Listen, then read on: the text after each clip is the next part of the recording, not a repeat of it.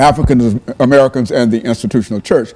But before we do that, let's get into some information that will give our audience about you, your background, your education, and some of the things that are important in your life. And then we'll have an opportunity during this first segment to deal with that. And then we'll have our break and we'll come back and deal with African Americans and the institutional church. Let's do it from that perspective. Right. Well, I was born here in Nashville, Tennessee. My father was here serving as the chaplain at the prison prior to the prison that preceded Riverbend. And my mother came to join him and left a career in social work and teaching to join him. And we lived here for about a year and a half. Moved to Atlanta soon after that. And I grew up in Atlanta as a son of the church. Third generation United Methodist minister on my father's side, and fifth generation United Methodist minister on my mother's side. And I grew up in those kinds of churches where each and every day God was made relevant to the issues that we faced, the challenges that people face, particularly black churches and those black congregations that cared about the world that we had to deal with. And so you didn't have to wonder whether God was real, and you didn't have to wonder whether the love of God was real. You felt it inside those caring communities. And so those are the kind of churches that shaped me. And in that regard, I became a son of the church, a deep love for the church, particularly the black church. I grew up in Atlanta, went on to go to Emory University, where I studied English literature and African American studies, double major.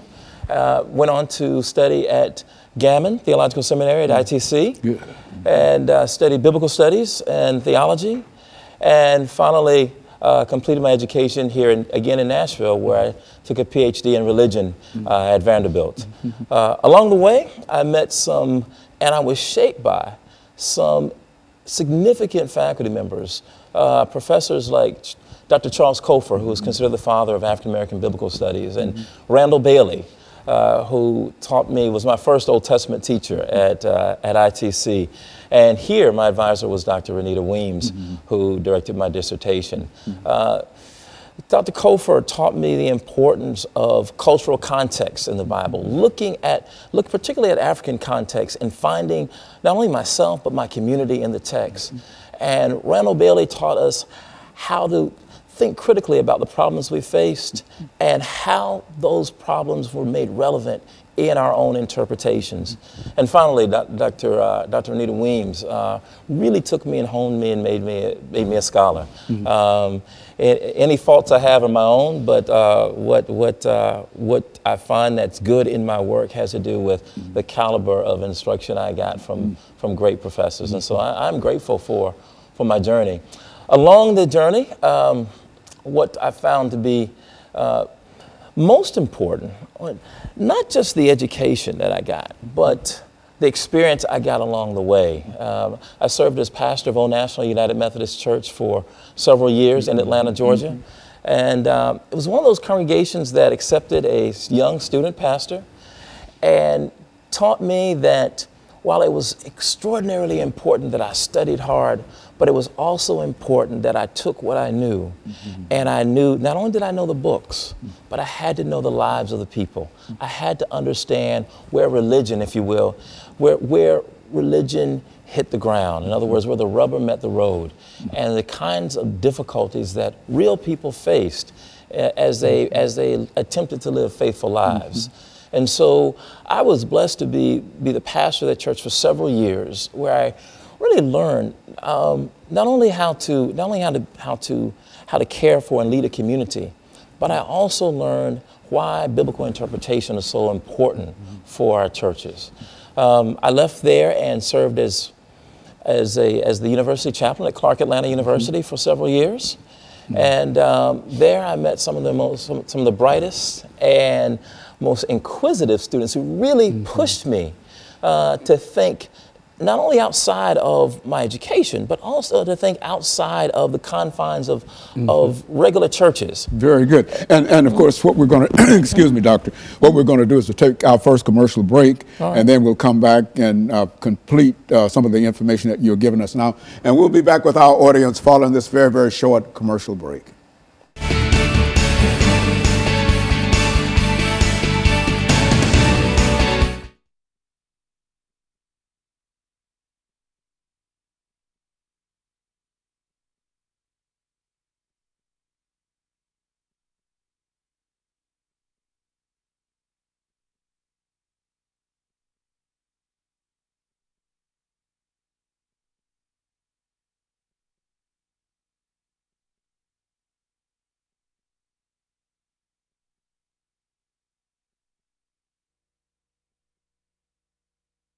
Was she at Vanderbilt University? Yes, she was my advisor at Vanderbilt, yes. When was that?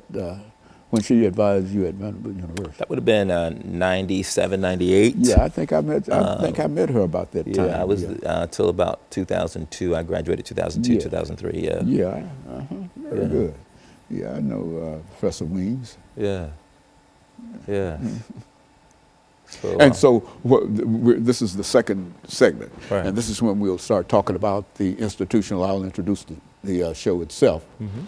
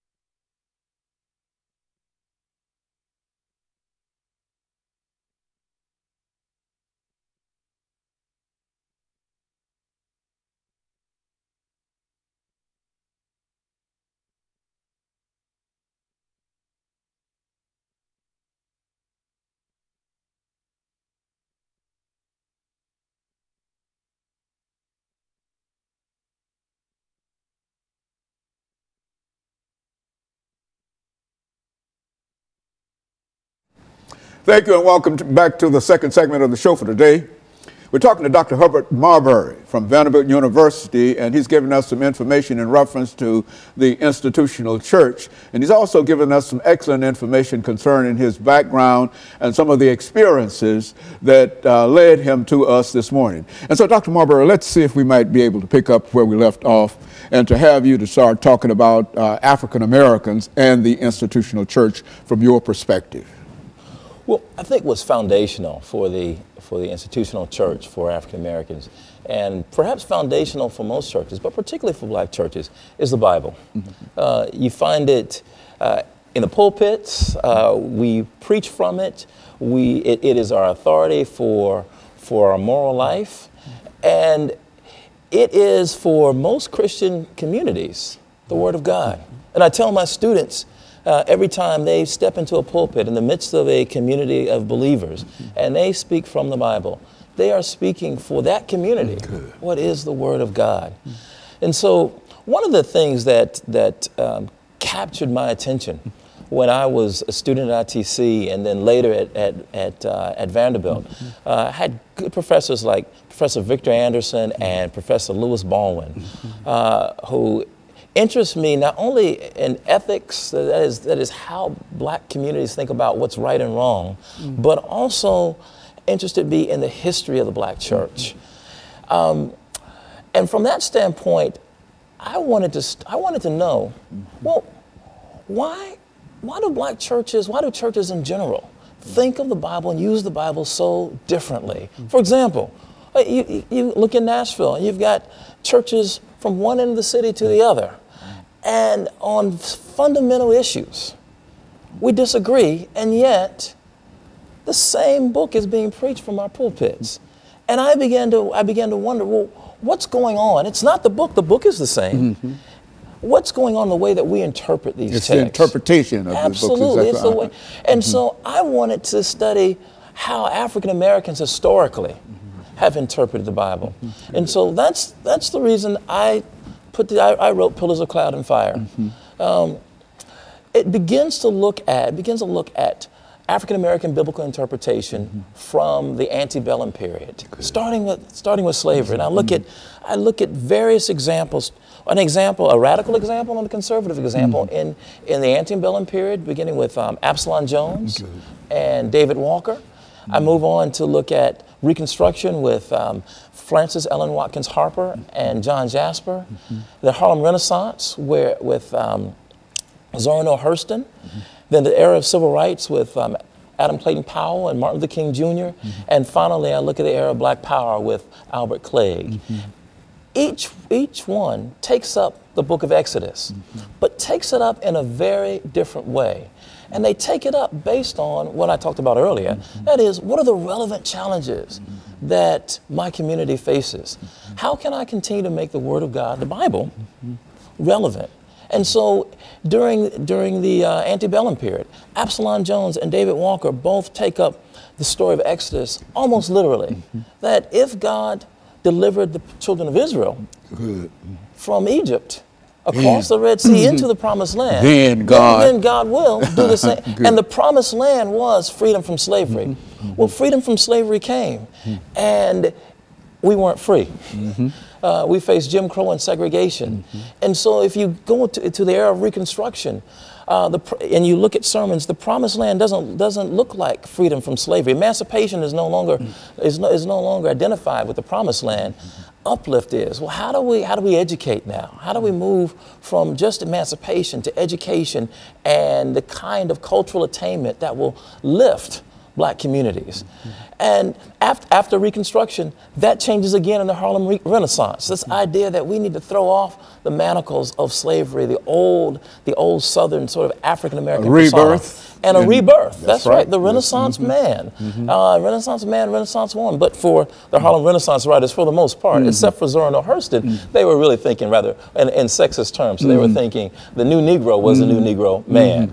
But Zora Neale Hurston, I thought, was one of the most interesting figures during that time. Her Moses, Man of the Mountain, helped African Americans rethink the Exodus story in a way that took the focus off a singular figure like a Moses figure and put it on the community and asked us to imagine together what it would mean if we all together walked into the Promised Land and we weren't waiting for or dependent upon one singular figure or God to send one person to deliver a whole group of people. And then I go on to look at the era of civil rights with Adam Clayton Powell and Martin Luther King Jr., who understood the Exodus story in the Promised Land as being included as full citizens, that we would certainly enjoy, as Dr. Martin Luther King would say, the blessings of liberty. And if you look at his speeches, he takes the rhetoric from the Constitution and the Declaration of Independence, the kind of rhetoric that founded our nation, and he connects it to the Exodus story. And freedom means becoming a full citizen. Well, at a certain point, by the end of the Civil Rights Movement, we find that Albert Clegg wants to do something very different with that. That there's the frustration that has risen because African Americans still aren't enjoying the blessings of liberty. There is a move to take that story and to claim it for ourselves and to claim the power to change our lives. Not that power, but not placing it in the founding documents, but placing it in Black communities themselves. And so we get the Black Power movement. So I wanted to look at the various ways that we have interpreted one singular book, the book of Exodus, over the course of a long period of time. But my concern was to show that each interpreter started first with the concerns of their community at that time. And I wanted to encourage my students who are going to serve churches and serve in religious communities to do the same. You know, during this second segment, I mean the final segment, what I would like for you to do is to, and I think you've mentioned Adam Clayton Powell and Dr. Martin Luther King. I think that these are two giants, but I think that people know more about Dr. King than they do about Adam Clayton Powell. And so during this this final segment, when we come back, we've got about 45 or 50 seconds here. But when we come back during this final segment, what I'd like for you to do, and I say this now because I don't want to forget to push it forward. I want you to talk about Dr. Martin Luther King and Adam Clayton Powell, and with emphasis up on Adam Clayton Powell and why he is significant and what the things that you've been doing. Okay? And so what we'll do, we'll take this final commercial break, and then we'll come back and we'll deal with some aspects of Dr. Martin Luther King and Adam Clayton Powell. And we'll be back with our audience following this very, very short commercial break.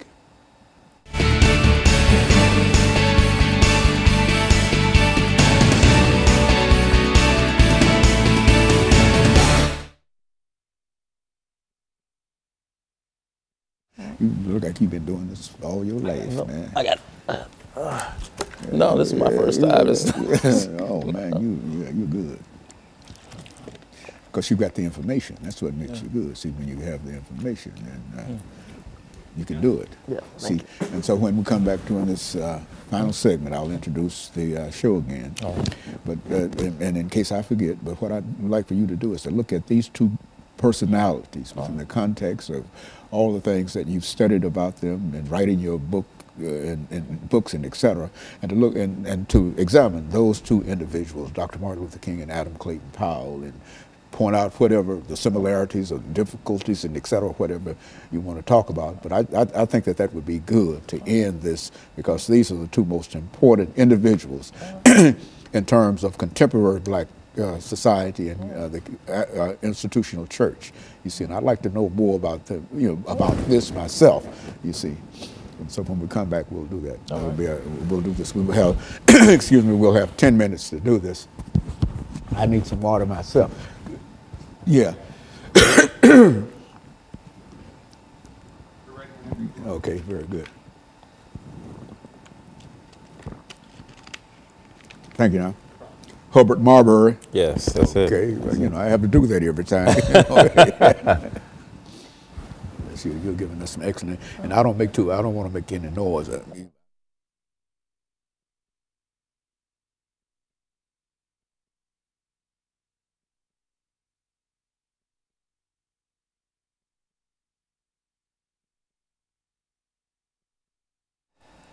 Thank you and welcome back to the final segment of the show for today.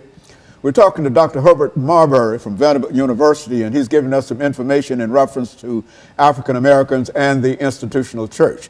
Doctor, let's see if we might be able to pick up during this final segment to talk about what I consider to be two very, very significant individuals that you've already mentioned, Dr. Martin Luther King and Adam Clayton Powell. And let's see what you know about those individuals and how they fit into what we're trying to do at this particular time. All right.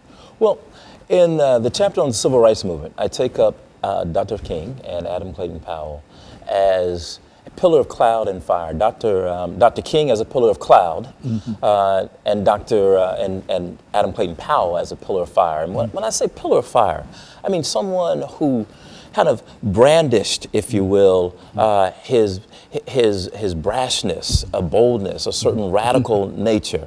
Adam Clayton Powell was very clear while he was in Congress that he called himself the baddest Negro in Congress. Yeah, go on. Right. And he flouted the rules. He didn't stomach segregation. He didn't take kindly to the kinds of conventions that made African Americans second class.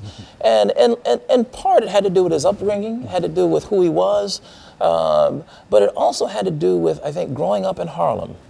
And he really was, I call him, a son of the Harlem Renaissance.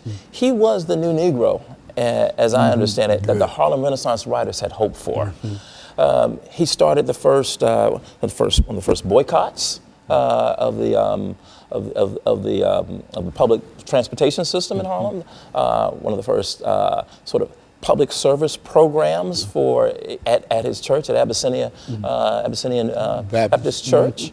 And by the time he went to Congress, he was pastoring the largest Protestant congregation in the nation. Adam Clayton Powell is known for his he's not only known for his pastoral work, but he's known for the Powell Amendment, which was a little known sort of codicil that he would add to every bill that sent funding for public accommodations, and it was a bill that said that public funding could not be used for segregated institutions. It angered Southern segregationists throughout the country, but it also angered African Americans because some of those schools were African American schools in the South. Although they were segregated, they were starved because they also needed the public funding.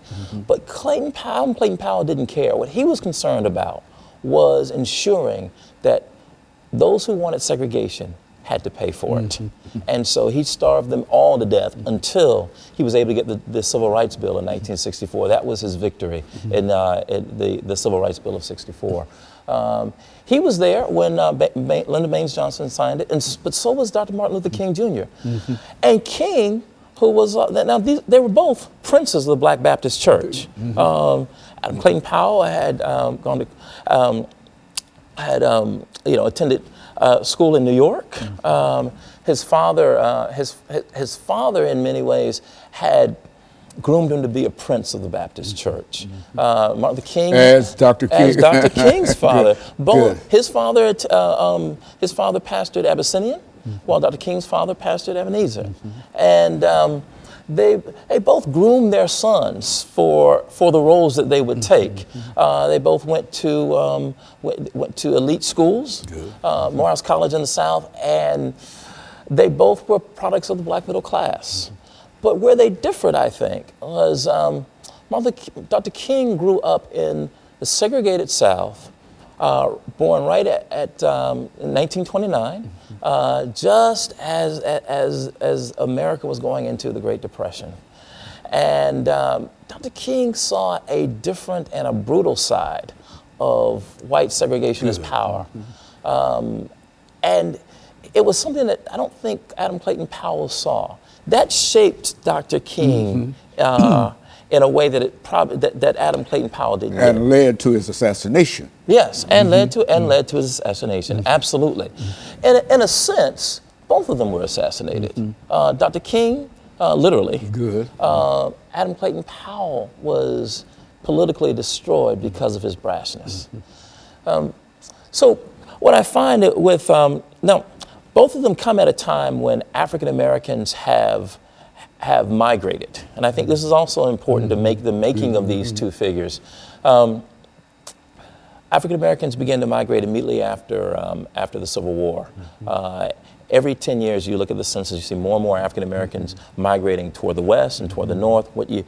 Except for the 10 years during the Depression, when you don't see much migration, but you see, and so African Americans migrated from rural communities in the South to cities in the South like Montgomery and Atlanta. That created the possibility for a Montgomery bus boycott, but also created the possibility for an Abyssinian Baptist church, which was Adam Clayton Powell's political base, and which became for Martin Luther King the base for the Montgomery bus boycott and Ebenezer. And so as these two figures began to interpret the biblical text, they thought of the Exodus story for Adam Clayton Powell. The Exodus story guaranteed for African Americans in his sermon, "Stop Blaming Everyone Else," which he preached at Abyssinian Baptist Church in the 50s. It was a sermon that invited African Americans to fully participate in what it meant to be a citizen, take responsibility for what it meant to be a citizen. He really pushed African Americans. He pushed African Americans to take responsibility for it. And so for Martin Luther King Jr., however, there was a different way of understanding the biblical text. Martin Luther King Jr., growing up in the South, personal piety became very important. In as much as his political work, personal piety became a mask, if you will, for Martin Luther King Jr. He knew that if he was leading African Americans out into the streets to demand full inclusion, he knew how to use the television cameras, how to use the public square, and the way he used it was to lead African Americans into acts of personal piety. That's what I call the pillar of cloud. He masked, in many ways, his real intentions. He would lead them to pray in the streets, to sing songs. And when the television cameras came and they saw African Americans living out some of the, these kind of virtuous virtuous expressions, right? Singing church songs, praying, holding hands, praying for their enemies. Not only was the South was embarrassed, the nation was embarrassed, but they were not only embarrassed domestically, they were embarrassed internationally. And so I call that the pillar of cloud, because just as a cloud kind of blends in seamlessly, Martin Luther King's tactics blended in with the American moral landscape. These were virtues for America.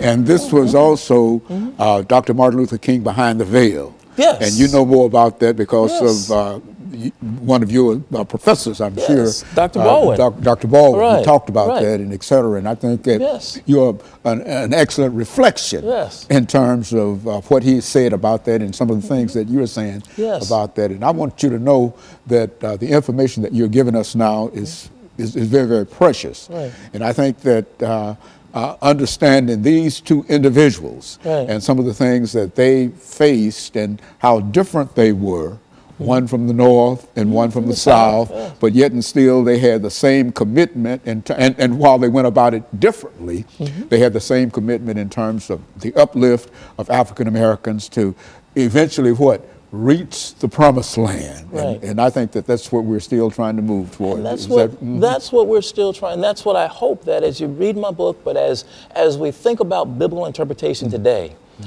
we face police shootings of Black and brown, African American and Hispanic, unemployment, high underemployment, and questions around whether or not we can provide adequate education and health care.